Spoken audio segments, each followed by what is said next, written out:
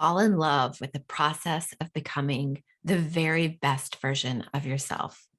What a great quote to embody heart chakra work. And that's what we're talking about this week. Heart chakra is the air element. It is where we bring those lower chakras, our root, our sacral, our solar plexus, and they meet in the center of our body. They connect with our upper chakras, our crown, our third eye, and our throat. And let's be honest, it's hard to have an open heart chakra in today's day and age. People hurt our feelings. The world around us crushes us. We sit at our desk all day long and we type and we roll our shoulders forward. We drive and we roll our shoulders forward. We hold our phone and we roll our shoulders forward. So the world around us closes our heart chakra and we physically, unconsciously close off our heart chakra. So it does make it quite a process to really open that heart and thinking about sending your shoulders backwards. That's one of the things I love in yoga is opening that heart and doing the chest expansions.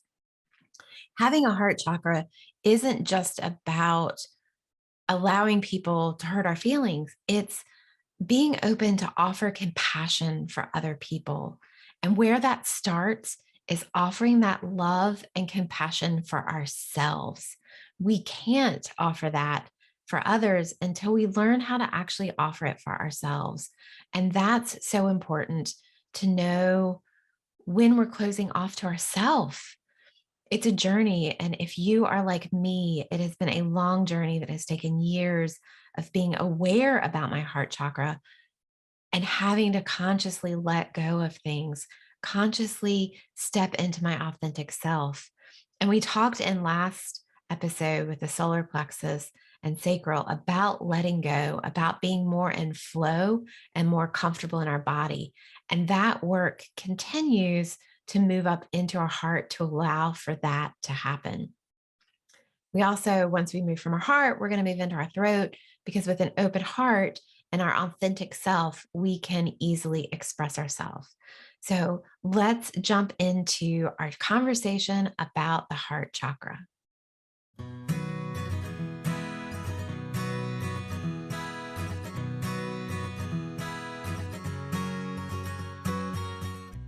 How much do you know about the chakras? You probably heard them talked about as the 7 main energy centers in your body. You may have heard of them in yoga class, through guided meditation, or in Reiki. Maybe you know a little bit about the chakras, but aren't really sure how to use them to guide you. I'm creating a deep dive into the chakras and color therapy for the next 8 weeks.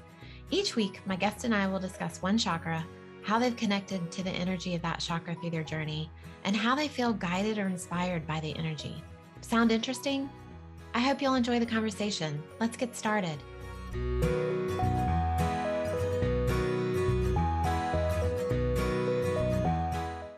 Welcome to today's episode of Grounding Journey, where we're going to dig all into the heart chakra. And I've got my rose quartz here. I've rubbed some oils on me. I've got my water, and I am super excited to introduce you guys to my guest, Melanie Wood.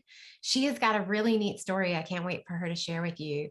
She is an international communication and leadership speaker, best-selling author, and founder owner of Speaking Styles. It's an organization that works with business owners, entrepreneurs, managers, and leaders to step up and step out and lead with speaking and communication. I know you guys are wondering if she's all about speaking, why are we not talking about throat chakra? But Melanie's got a really neat heart story. And I think that the heart is it's one of our centers, but it's one of our brains too, because when we're led by our heart, it makes such a difference. And Melanie has been on all sorts of media, Fox, NBC, CBS, the Boston Herald, New York Headline, as a speaking coach for empowering women to a voice in this world. So I know, Melanie, that this conversation about heart is going to empower so many people. So I've given your formal introduction. And I always love to hear, who are you? Who do your friends know you as? Yeah, beautiful. Thank you so much, Cris. And I just want to say as well, I have my rose quartz as well sitting here ready. Awesome. And I held it to my heart before we come on to just say, I want you to just allow me to, whatever message needs to come out today to come out as well when I had that. So I wanted to share that with you. And I love that. Thank you. Yeah. And friends know me as, so I live at the beach here in Queensland, Australia. So people really know me as the beach person because I'm always taking pictures as I go for my walk on the beach. They know me as someone that does yoga and meditation. So they know me as someone that is spiritual, but they also know me as someone that's a fiery Sagittarian Scottish girl as well. Well, that's what's great is hearing your accent. You know, I'm a North Carolina girl from the US, and that's one of the things we'll talk about is that you're from Scotland, you are a fire redhead, yes, and you live in Australia. So finish telling us who you are, and then I want to hear more about that story because that's a neat story. And they know me for having such a bit of a dry humor. So from being from Scotland, we have a very dry banter humor as well, which sometimes doesn't always land in Australia, but anyway, I still give it a good go. So people know me as, I suppose, that fun-loving Scots girl that is embracing her spiritual side, but also still embraces the fire side as well. And I think people just love to be as a part of that company because they can get different facets of me as well when I'm there, that they know that I'm a listener, but I can also share some advice and suggestions, but I can also call them out as well when they maybe say stuff and I go, really, how's that working for you? I love that. Well, and so it's so, you know, you mentioned the fire and the heart, like those are two, well, first off, it's solar plexus and heart, but those are two that, you know, are such a balance for each other because you want to have that compassion and that love. And you also want to have that fire and passion. So not just compassion, but passion. And it's neat to find that balance. So, you know, we talked before the episode, and so I know a little bit about you to be able to lead the conversation. And I want to hear, and this is where you really came into your heart. And I love that you told me originally that it took you 8 years to open your heart, that when you moved from Scotland to Australia, you weren't spiritual. And here you're telling us how the spirituality leads you and guides you and how you are so connected to heart. And for if anybody's watching it on YouTube, they can see you, but anybody who's listening to the audio, you have this beautiful pink background behind you that looks like a giant rose quartz.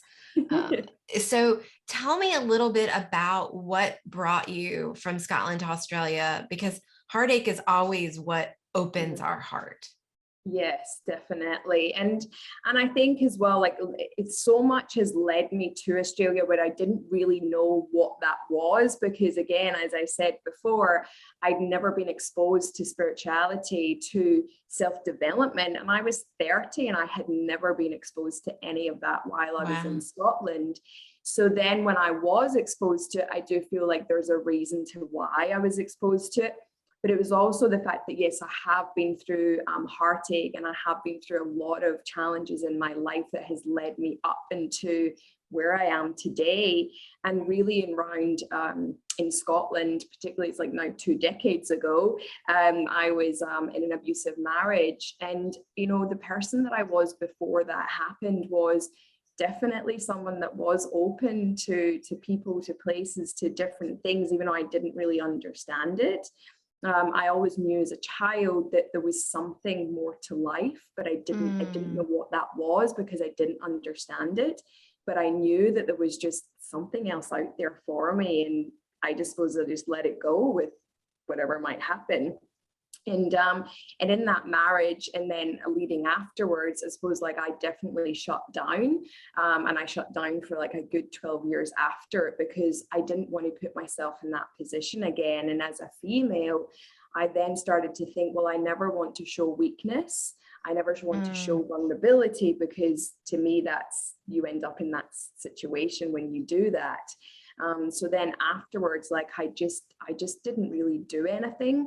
But I remember in the marriage, I remember, I'm not religious in any way, but I did pray to God, just saying, like, if you help me out of this situation, I'm going to work the rest of my days to helping other people. Like that was something, the point that I got to rock bottom was, I'm now praying to God because I don't know what else to do. I want out of this relationship, but I don't know how to do that.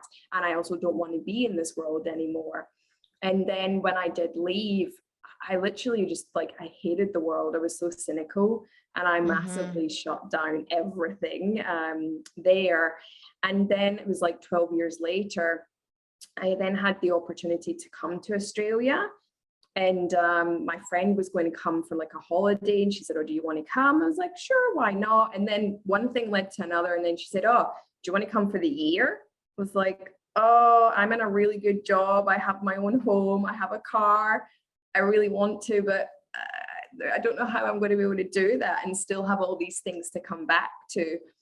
And then it must just have been something happened and clicked for me, was this is an opportunity to like, why don't you just ask work if you can take a career break? Why don't you look at renting your place out? Why don't you look at, you know, can someone take your car? And like, you know, I started to really think of those things, and these kind of messages were coming to me. And I asked work for a career break, and they were like, as much as we don't want you to go, sure, why not? And then I led down to renting out my house. My brother took my car. So all really kind of naturally flowed into all of these things happening. But it was really about 6 months prior to leaving. I was given the book, The Secret by Rhonda Byrne. If anybody has read it, come across it. If you haven't, I would definitely highly recommend it. And I remember reading only a little bit of it, and I got to Joe Vitale, and he had said in there was, I'm going to be a little bit in your face and say that everything that's happened in your life up until now, you have attracted. And I remember shutting the book going, I didn't ask for that marriage. I didn't ask for all of these things. Like, I don't believe that. And I remember shutting the book, and I threw it back at my friend, because I thought, well, that's a little bit of BS.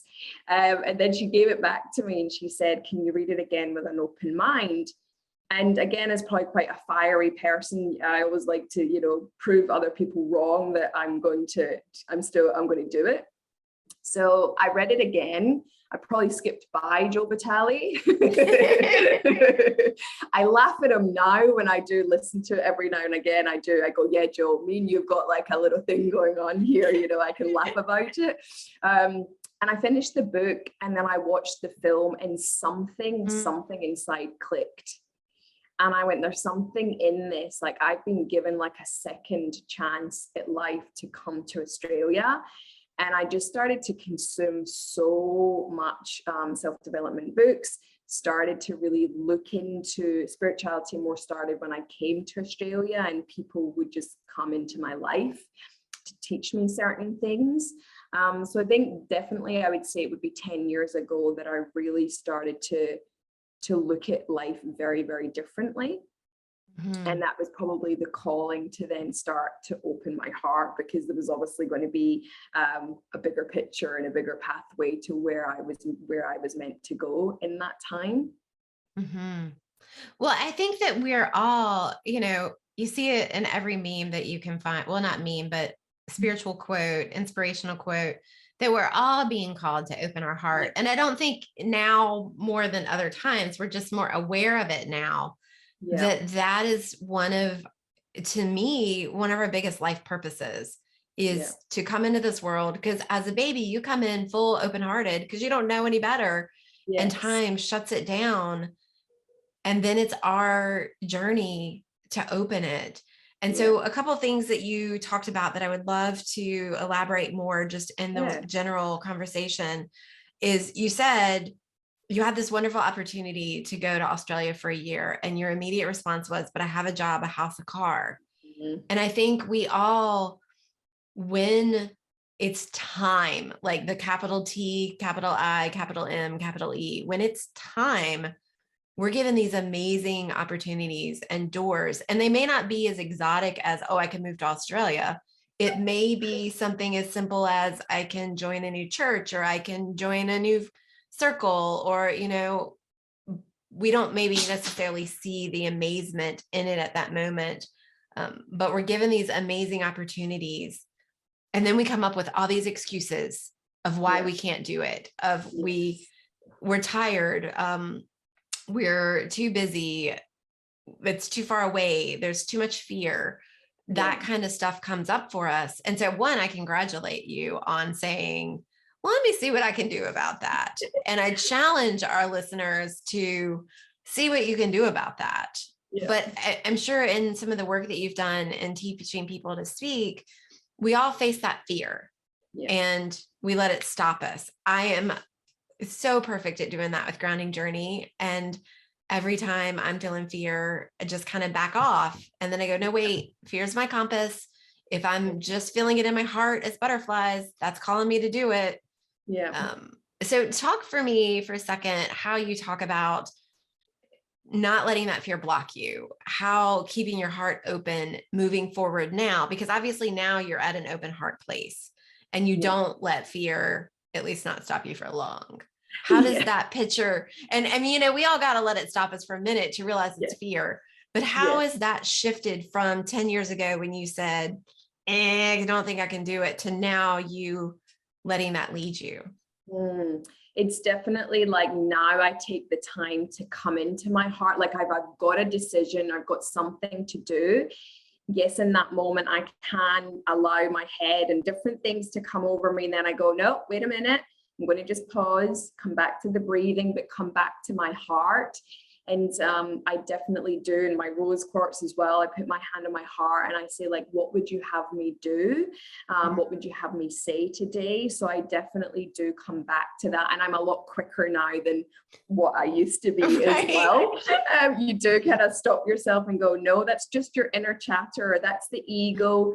Like, let's just really come back to your heart with how you want to then speak to someone, how you want to act, and how you want to do things. And again, I'm human like everybody else. It's not always there. I do have my moments where fire comes in. It's just not as fiery as it used to be. I still then kind of remind myself, well, come back to the heart. So I do a lot of heart coherence as well. So I'm certified in the Heartmath Institute, because that's something that I help my clients with, but it's something that I definitely needed into the next chapter of where I wanted to go. So I always come back to getting to, because the heart has really has the biggest brain, is the way that I see it, because your heart actually talks to your brain more than the other way around.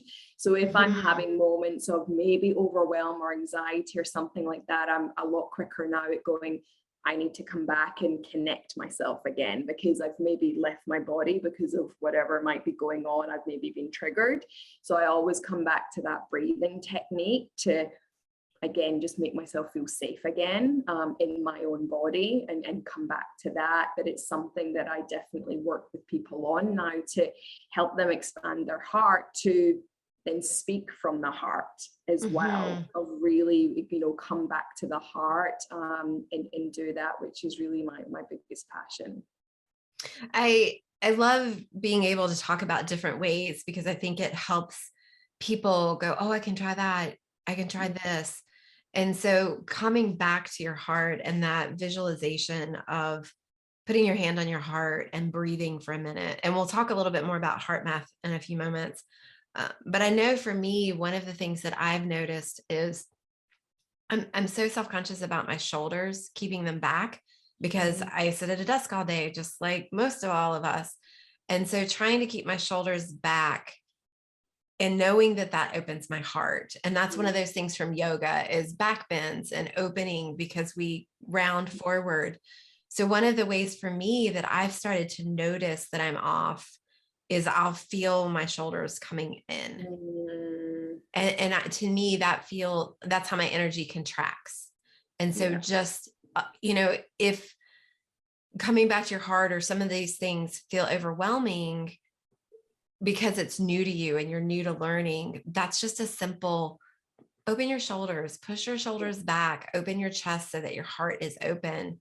And for me, that really helps me go, okay, that's what I need. That's what I want. Yes. Yeah, definitely.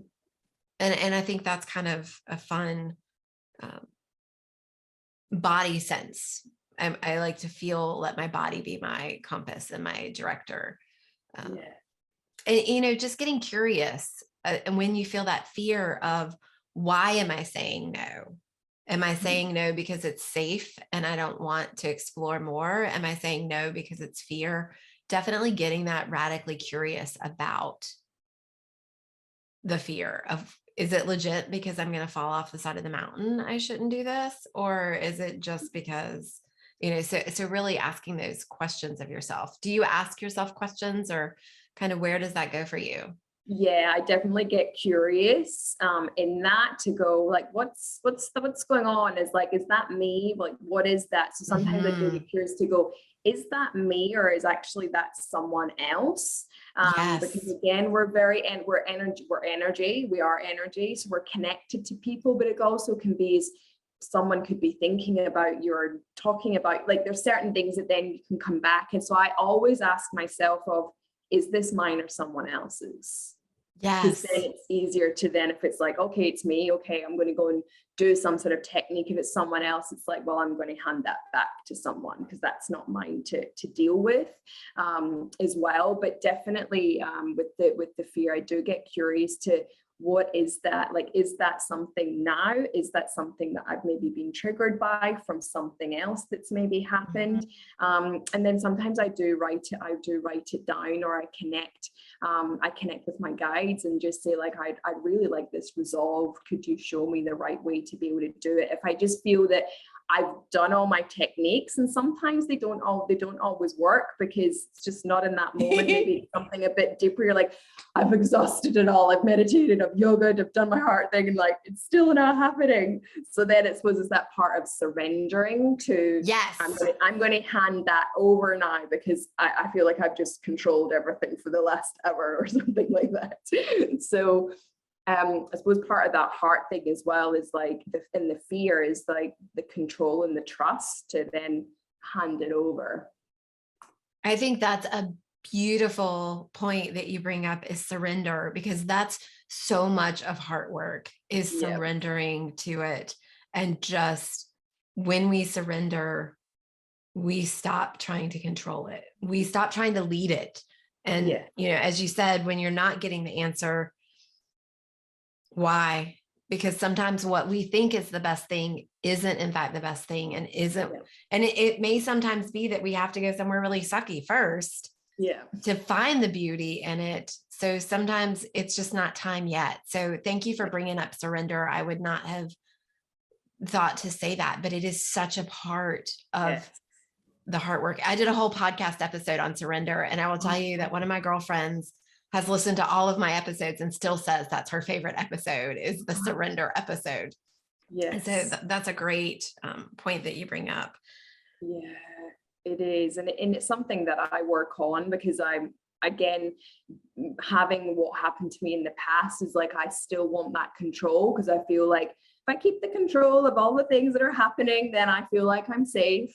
And I always have to remind myself of, let go. And then I have a little bit of fun about it as well, like getting curious. And I kind of say, I say, oh God, sorry again. I was doing your work for you there this week, so I'm going to give it back to you, because I don't know who I am that thinks that I can do it better than you. So having a bit of humor at myself as well, to not be so hard on myself, to things that I've done, and I just have a little bit of a laugh around it, and then surrender it back and say, I think this is yours. It's not mine.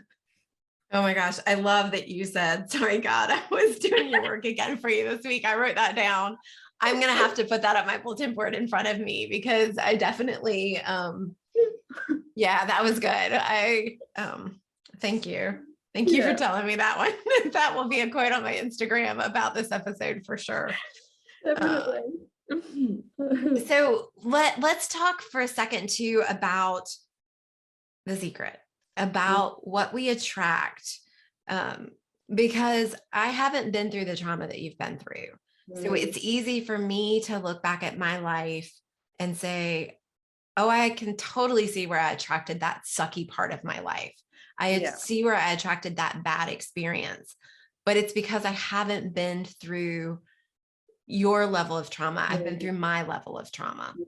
And I think, and one of the things to say when we're talking about trauma is, whether it's been your intensity of trauma of an abusive marriage, or my level of intensity of family illnesses and things, we all should give credit to the fact that whatever our trauma was, it was our trauma. And Yes. maybe there's just different levels because you had something different to experience than I had. So let's talk about how you have worked through, assuming you have, Yeah. the thought of we attract our experiences. Mm. And I think like over the years, like after reading The Secret, I then it went into more into that energy. I've also again had coaches, I've had energy healers, like, and I continue to have those people in my life.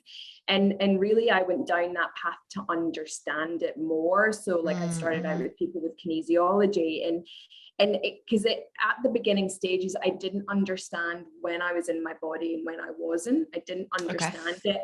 And when I went to get energy healing, like they'd spend the majority of the session bringing me back into my body, because it was just like, I don't want to be here, this is all a little bit too hard, particularly in the beginning stages where it was quite confronting to suddenly have an outburst of all of these emotions that I had kept suppressed for so long. So to deal with that was quite scary at the beginning. But I think as well, like I now start to go, when things do come into my life, I go, and maybe it is still, because again, we all still have sucky parts that come into our life, but I'm now more aware of it, of going, well, you know, you kind of still had that energy going. And I think I'm understanding more about, we can have the thoughts and we can think, I want. And over the years, I've then learned it's more about the feeling. It's more about, am I connecting with the thought that I'm having, but am I actually feeling it? Am I feeling joy? Am I feeling happiness? Am I feeling love with all of those things happening? So I've really then understood the energy of, if I'm not getting things that I really want, I then come back and go, well, it's not matching up to the thought, to the feeling. You're then maybe coming back to like your heart, you're maybe certain things you're closing off to your heart again. So let's come back and open that again so that you can energetically bring the good stuff in when that's not happening as well. So I think the energy wise is I've got a lot more understanding and clarity around what that energy is. And at the end of the day, I then still look at it and go, we can never avoid challenges. We can never avoid certain people coming into our life and challenging us. It's just the next part of the growth and involvement as well. But yeah, just really, I suppose I set myself up for the day better than I ever used to be. So the energy wise is make sure I do my meditation, I'm doing my yoga, I'm doing the things that set me up in an energetic way. Because I don't know about anybody else, and maybe yourself or people listening, my brain is like, the minute the alarm goes off, it's like, oh, I'm going to hit you with 100 miles an hour of everything that's wrong in your life right when the alarm goes off. So I then really need to like get out of bed and go straight into meditation. And some days I can have a lot of fights with myself in there. Yes. Like, all this stuff is coming in. And then after meditation, I'm like, what was that? Like, what was that? Like, what changed or what happened? But it's just in that moment, sometimes we don't always win the meditation or win ourselves over. Sometimes it's just, well, we had to go through that because we just needed to in that moment. So definitely energy now is like making sure that I take a break. Like if I feel myself coming back into energy I don't like, or coming back into the thoughts I don't like, then I just take a pause and come back to my heart again and go, you're not connected. Something's not right there. You're going back into ego. You're going back into that energy that doesn't actually serve you. So I really change it round to, big thing that I do now is if energy is around, if I don't feel like I'm getting the things that I want, or things are not happening as fast as I would want them to be, I come back to the word humility. So that's my word of like, then I come back to the heart. So it's like, what's Melanie's plan in this world? But Melanie's plan is different to the divine's plan. So let's come back to the heart. And if we come back to the heart, it's being of service, it's being of humility, is something that I'm here in this lifetime to definitely learn is humility. So I think that's where how I then change my energy to then knowing that what I'm putting out there is what I'm going to then get back as well. That's a great word. I totally am a girl of words, and not necessarily a word of the year. Sometimes it's 3, sometimes it's a word of the quarter. And that is a beautiful word to have, especially as you're doing this work and as you're processing through this journey, is to keep that humility, because we do all get so guided by ego. And Yeah. even if we're trying not to be guided by ego, sometimes we're not even aware that's what's leading us. So I think Yeah. that's a great word. And so you talked about how you do meditation. I believe that you have mentioned you do yoga, you use crystals, obviously, you've done some Reiki. And I think those are all such amazing ways to support our chakras. It's more of a way to quiet and a way to calm. And I appreciate that you said sometimes you didn't win that meditation. My husband's just starting to meditate, and he says that some days it's not good, and it's having that grace with yourself that it doesn't have to be great. It doesn't Yeah. have to be magical every time. It just Yeah. has to be that you keep coming back and you Yeah. keep returning. We were traveling for most of December, and so my first day back on my yoga mat, my mother-in-law was here. My two dogs hadn't seen me in 3 weeks.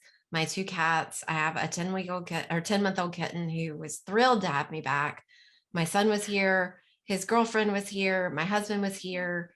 And it was the first day I had my yoga chakra cards. And so I was so excited. I was going to go practice, and I laid them out and I did my practice. And my mother-in-law came in twice, and my cat slid them across the floor. And I, like, on my mat, I was just like, this is the best practice ever. Yeah. And it was that accepting that this is my environment, accepting that it's my moment, and loving it genuinely. Yeah. And so I don't really know what that has to do, but I just wanted to share that it doesn't have to be perfect. It doesn't have to be this great music playing, my candles, my incense. It was just, I was on my mat and I was doing it, and I was happy to be there. So Yeah. saying that about your meditation and practice. Mm, it is. It's so important, because people can then set themselves up to think it's got to be perfect. Or when you have a really good meditation, like, even sometimes I can go and go, like, I want it to be the same as I had it last week, because that was amazing. Right. And you're really, and again, it's coming back to control, and you're like, but I want it to be like that, because I really connected. I really was like in a whole other world. And I say again, I suppose that comes back to the surrender. And those actually more challenging moments in meditation or yoga, it's actually where you probably learn more as well, because you're adapting to it. You're being then kind of put in a position to go, this is my life. It's a little bit chaotic. There's a lot of stuff going on, but I'm just going to go on and do my yoga anyway. It's the same with meditation. It's like, I can maybe have neighbors and kids are crying or whatever's happening, and around it, and in the past I would have been like, well, that's really annoying, because it's like, it's my time, I get up early so that doesn't happen. When it does happen, then I just think, well, you just embrace it, because it's real life. You can still tap into yourself, to other things. It's real. We're in the 3D. It's like you're kind of not going to get away with it. Yes. Well, and let's talk for a second, while we're talking about tools, let's talk about Heartmath, because I was introduced to Heartmath 2-ish years ago, maybe 3, through doing Joe Dispenza meditations. Yeah. And so I've got the Heartmath. Mine's old school, so it plugs into my phone and attaches to my ear. It's not Bluetooth. And I'm glad you brought it up, because I haven't pulled it out in at least a year. And so I made a note to myself. But let's talk about that for a second. Why don't you give us a little introduction to what Heartmath is? Yeah, and I just want to say as well, it was through Joe Dispenza that I ended up doing it. So in 2020, when everything happened, Joe Dispenza would have been here in Australia that year, and I would have went to his week-long retreat, but that obviously didn't happen. So I ended up doing his online progressive workshop and buying that and then using it. And then it led to then me going to the Heartmath, and thought, well, actually, people, my clients, people in the world are actually going to need this more than ever. So why not develop it, learn it, embody, and then use it? And the thing I always go back to when I share this is that when I started it, it was not a good process for me. It was actually really quite hard to really come back into that that type of breathing, that type of, again, more into my heart. It was, my body was just like, what are you doing? Like, what is happening here? And then I did have some people where, as I was going along doing the certification, I was practicing on people, and people were just like, this is amazing. My life's changing. All of this is happening. And whereas for me, I was like, this is awful. Like, I hate it. This is like, it's really awful for me. And everybody's like, I feel like I'm a better person, you know, with my kids. And like, everybody was really, really enjoying it. But then I think maybe I was just being too hard on myself, that I was just, every time I went to do it, my body was just like, no, like we're not doing this. So I found it really hard in the beginning. So I think I had to surrender to just, it doesn't have to be a win every single time. You're just going to the next level of your heart to open it even more and connect with it more.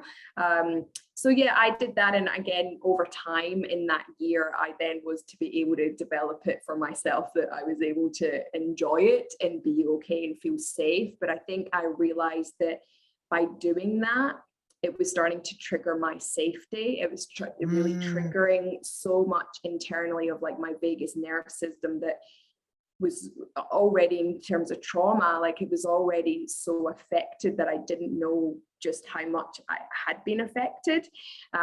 So it was just going to that next level of being able to trust myself, to know that I was safe, and to be able to come inside to do that. So it was definitely opening for me to open my heart more and connect with myself, but then being able to help other people. So I did it in a way of, I wanted to help people with the speaking, because I'd been researching, like I wanted to get like a real-time tool to teach people to be able to overcome that fear. And other things that I had was things that you couldn't really do in person. It was things you would do before, but I wanted something that people could do sitting here and nobody would even know that you were doing it. So I believe that that was what led me to it. But then in doing it, I realized that it was more than just that it was actually about your whole life. It was not just about the speaking. And so being able to help people to come back to their heart as well, to do that. But it really helped. It did help me, and it did help, and it still continues to help people when I do teach it to people to do as well. So going through that process of the program, and then you said a test at the end as well. I think my heart was definitely going like, oh my God, I feel like I'm sitting a test. I feel like I'm back at school. It's making me really nervous. So you're like, I need to use the tools. But I think going through the process is that I started to understand the body to the mind, to like a lot more inner stuff that I kind of knew from Dr. Joe Dispenza. I've followed him for quite a long time. I have a coach that uses certain aspects of his as well. But I think it gave me a deeper understanding when I did the program, to understand myself more, to then how I can then use that to then help other people. So I think using that tool was really around embodying something more deeper than what I had done before for myself, but how I could then help other people. But it's definitely opened my heart more and developed that trust. It's probably, it's still been, it was like 2 years ago. It's still been a process, because again, we've all been dealing with so much in the world that's been happening. It's still something I do come back to, but I don't necessarily need to go and listen to the audios. Like I can now do it for myself and then teach other people how to do it as well. Well, and I think that so much of breath work is opening that heart and releasing stagnation. And you could get the same thing from yoga because you're moving the body, but through breath work, because I can do yoga, I can move stuff around in my body, I can pop it out, but you let me do breath work. And there's the fear, the discomfort. Like, I don't know what the different level, I don't know why, at least for me, it's such a different level of, nope, not going there, not ready to do that, because it definitely stirs up something. And again, had a guest that we did a podcast earlier in 2021 where we did breath work. Loved her, totally drawn to her energy. She lives less than 3 hours away from me. I did the episode and I was like, man, I'm going to do breath work with her. I wanted to do breath work. I'm going to do it with her. Well, it's literally almost a year to the day of recording with her and have not reached out. So There is that level of, at least as I said, for me, and it sounds like for you, it stirs up something different. Yeah, it If it's, definitely does. There's yeah. definitely a level of discomfort. Like for me, I think as well is, you know, your bodies and your mind are so used to the emotions that you've had for so many years. So it's like then you're going to something that's completely unknown and foreign. That's that kind of, it's bridging the gap from going, I'm okay to feel this, because again, we kind of come back to the feeling of the past and the emotions, because we're comfortable with it. As much as it might be horrible and really discomfort, we know it. Whereas over here, Yes. it's like, I've never felt my heart open like that, or I've never felt like really ease and peace. Like there's always been this knot in my stomach. So I feel like I'm more safe in that than I am over here. And you know, and some days, I mean, I still have to I think as well, like the more that you can do it and not leave it so late to do it, then again, you're connecting and rewiring your mind and body to know that it is safe to do that. But I suppose now I really attempt to not leave it too long. Like if I've had something happen and I've been triggered, if I don't deal with it pretty quick after it will escalate, and it will be harder for me to come back. And then I probably would need a healer to help me do that. Yes. Because I'm out of my body and I'm gone. Yes. And that's one of the things that, you know, it circles back to the beginning of the conversation, is so much heart work is coming back to your body, being present, even in the discomfort, surrendering to the discomfort, because it's going to be way easier to go through it than to stay on the side of it. And, you know, having a 20-year-old son, we have that conversation often of, but isn't it just easier to work through this now than stand here and looking at it? Because in 6 months, you're still going to be standing here looking at it if you don't go through it.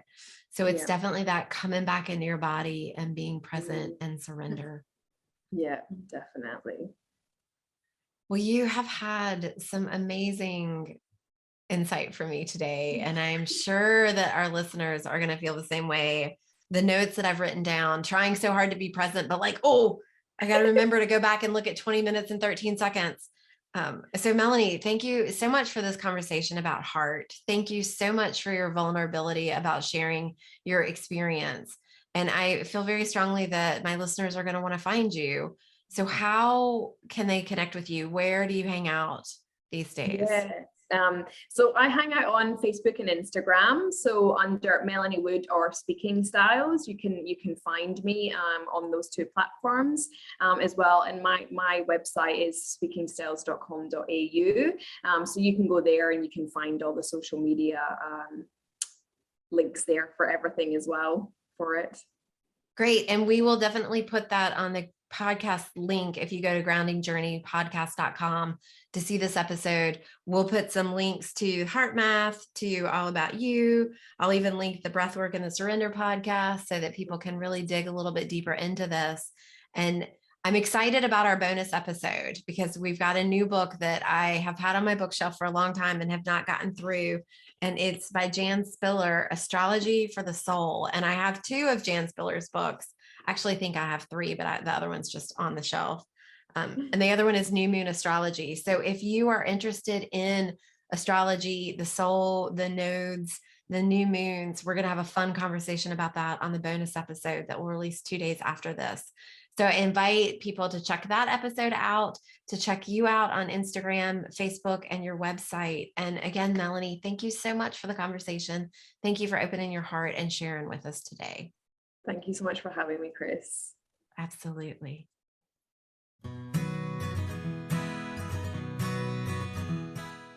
Thanks for listening to Grounding Journey as we've been discussing the chakras. If you're interested in learning more about the energy centers and how color therapy can guide you on your journey, I invite you to check out my blog at groundingjourney.com. It's there that I share more about the chakras, crystals, yoga, and their connection to your journey. Be sure to subscribe while you're there.